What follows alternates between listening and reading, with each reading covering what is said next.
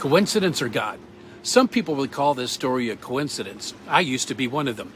This is the story of the same lake.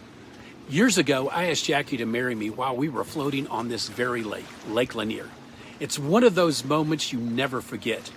But I had no idea that years later, this same lake would become part of another love story in our family.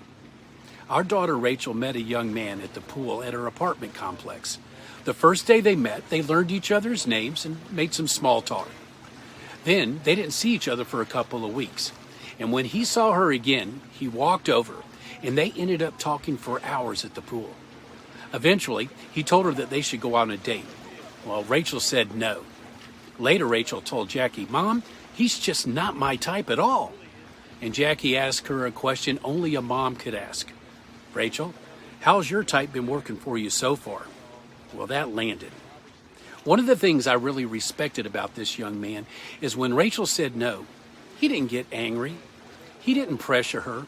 He simply told Rachel, no matter what, they were going to be friends. Later on, he told her that God had given him peace, that they were going to be in each other's lives. Now, as her dad, I'll be honest, that could have sounded a little concerning, but over time, we saw his heart. We saw how he treated Rachel. We saw his respect, his patience, and the way that he actually honored her. About 2 weeks into dating, he told Rachel he was going to marry her. And a few months later, he came to Jaci and me and Rachel's brother to ask our blessing. Well, we all said yes. Then came the proposal. He planned to ask Rachel to marry him on her birthday on a beach at Lake Lanier.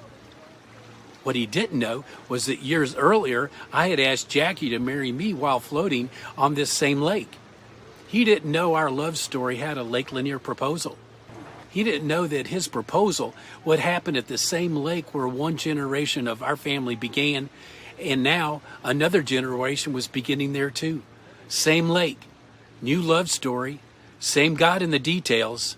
Some people would call this a coincidence, but looking back, I believe God was writing a bigger story than any of us could have seen at the time. A story of love, a story of family, a story that stretched from one generation to the next. And so you can call this coincidence or you can call it God. But I tell you what I believe. God is definitely in the details. There are more stories like this in my book, Control Freak, The Least Valuable Player. Find the book in my profile and follow along for the next story that made me ask, coincidence or God?